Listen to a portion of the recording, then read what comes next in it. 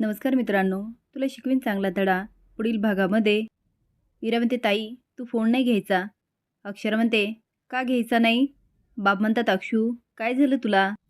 अगं तू अन्यायाविरुद्ध लढणारी, तू त्या बजाला धडा शिकवलास, त्याला जेलमध्ये पाठवलं आणि आता ह्या लोकांचं एवढं का सहन करते? इरा म्हणते, ताई तू त्यांच्याशी बोलायचं नाही. अधिपती म्हणतो, हा ओंक्या एक काम कर, आज फॅक्टरीत लक्ष दे, मी येत नाही. ओंकार म्हणतो, का रे भावा, वहिनींशी बोलला का? तो म्हणतो, तुमचं पण ना, वहिनींशी बोलला का, वहिनींशी बोलला का?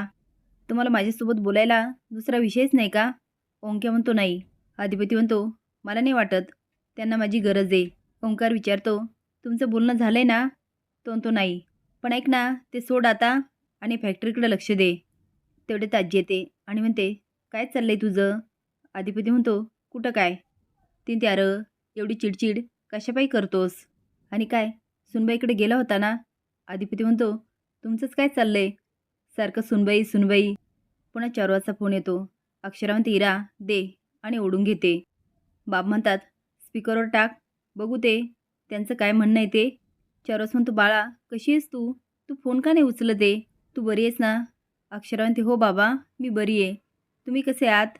4 वाजता म्हणतो, माझं सोड गं, पण अधिपती, अगं तुला भेटल्यापासून तो सरबेर झाला आहे. नीट खात नाही, पीत नाही, कोणाशी काही बोलत नाही, आणि आल्यावर बोलला की आता मास्तरीनबाई परत येणार नाही. अक्षरा, तू तुला काही बोलला असेल ना तर मी माफी मागतो, माफ कर. अक्षरा ते, बाबा नाही नाही नाही नाही, तुम्ही सॉरीच म्हणू नका, आम्ही भेटलोच नाही आहे, आमच्यात काही बोलणंच झालं नाही. चारस म्हणतो, काय तुम्ही भेटलाच नाही? तुमच्यात काही बोलणंच झालं नाही? अक्षर म्हणते, हो बाबा. पुढे बोलायला लागते. तेवढे तिरा फोन ओढून घेते आणि ते, बघा इथे तुम्ही फोन करू नका आणि ताईचं डोकं फिरू नका. अक्षरांत, इरा अगं काय आहे, तू कुणाशी बोलते हे कळतंय का तुला? अगं तुझ्यापाशी वयाने मोठे आहेत ते, जरा आदर ठेव ना. इरा म्हणते, अच्छा, मान आदर हे सगळं आपणच ठेवायचं, त्यांना काहीच लागू होत नाही. बाब म्हणतात, इरा बाळा तुझा राग मी समजू शकतो, काय झालं जरा सांगशील का? इरा म्हणते, नाही नाही सर, तुम्ही समजू शकत नाही, तुमच्याकडचे माणसंच वेगळे, तुमच्याकडची पद्धतच वेगळी आहे, तुम्ही सगळे लाऊड आहात.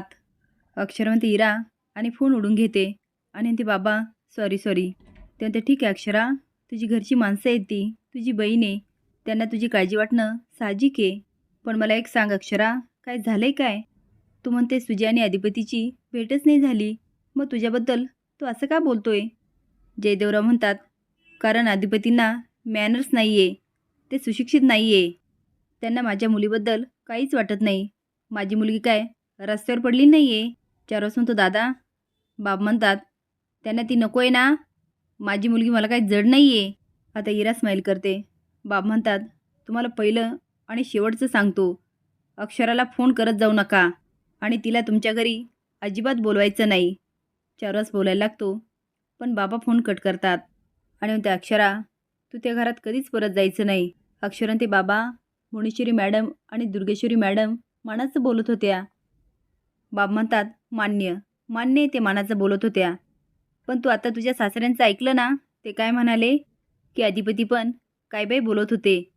यावरून तुझ्या लक्षात यायला हवं की हे सगळं मिळून करतायत. अक्षरा एवढी कशी बदलली? तुला काही सेल्फ रिस्पेक्ट राहिलाच नाही का? इरा म्हणते, काय गं ताई, निखिलचे आई बाबा मला जर काही थोडं बोलले ना, मी त्यांच्याशी बोलतही नाही आणि घरात काही करतही नाही, आणि त्यांनी तुला हकललंय तरी तुला परत त्या घरी जायचे? अक्षरवंत, हे बघा तुम्ही सगळ्यांनी शांत व्हा, हे जर कोडं सोडवायचं असेल तर मला अधिपतींशी बोलायलाच हवं, आणि आत निघून जाते. दुर्गे ते म्हणते, ताई ताई. मुणेश्वरी म्हणते, काय गं दुर्गे, सकाळी सकाळी ताई ताई. ती ताई अधिपती स्वतःशीच बडबडायले. मला असं वाटतं ते त्या मास्तरनीशी बोलणार. तिला बेचैन वाटले गं, ते स्वतःच्या नाही पण कुणाच्या मोबाईलवरून नक्की त्या मास्तरडीला फोन करणार, आणि त्यांनी तसं केलं ना, आपलं सगळं पितळ उघडं पडल. आता काय करायचं ताई? मोनेश्वरी म्हणते, आता आपल्याला आपला पॅटर्न बदलावं लागणार. दुर्गेंते, म्हणजे म्हणजे काय करायचं? मोनेश्वरी सांगते आणि दुर्गी निघून जाते.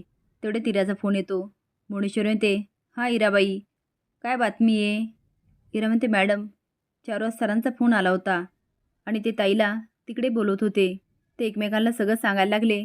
मी फोन ओढून घेतला पण मला नाही वाटत जास्त काळ मी हे करू शकेल. भुवनेश्वरी म्हणते, मला वाटलंच होतं ते फोन करणार. त्यांना पण ना गप नाही बसवत. इरा म्हणते, मॅडम आपण असं केलं तर? ते पत्र ताईला दिलं तर? भुवनेश्वरी म्हणते, नाही नाही नाही नाही, त्यासनी कळून जाईल की अधिपती तिकडे आले होते. हिरा म्हणते, मग काय करायचं? भुवनेश्वरी म्हणते, बरं देऊन टाका पत्र आणि सुनबाईसनी सांगा की दुर्गी देऊन गेली आणि आम्ही पण अधिपतींना देतो आणि सांगतो तुम्ही देऊन गेल्या. हिरा सून म्हणते, ठीक आहे, पण मॅडम कामाचा मोबदला? भुवनेश्वरी म्हणते, काय मोबदला? अहो तुम्हाला सांगितलं ना तुम्हाला लय मोठा मोबदला मिळणार. हिरा म्हणते, हो पण मॅडम लवकर द्या. अधिपती इकडे तिकडे फिरत असतो आणि म्हणतो, काय हो मास्तरीबाई, आता करा की फोन, बोला की आमच्याशी. पण तुम्ही काय त्या मदनशी बोलण्यात गुंग आहे. नाही म्हणजे मित्र असणं वाईट नाही आहे, पण आमच्याशी पण बोला. अहो तुम्हाला एक नवरा आहे. नाही नाही, आता आम्हासनीच मास्तरीबाईशी बोलावं लागणार.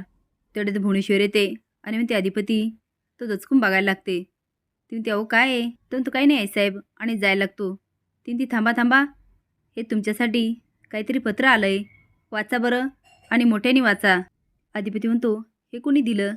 ती हिराबाई आल्या होत्या त्या, त्यांना म्हणलं आम्ही बसा अधिपतींशी बोला, पण ते नाही बोलल्या.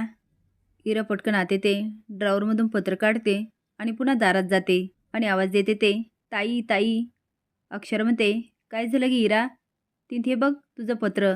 अगं ते दुर्गेश्वरी मॅडम आल्या होत्या, त्या देऊन गेल्या. असेच नवीन अपडेट जाण्यासाठी लाईक आणि सबस्क्राईब करा. धन्यवाद.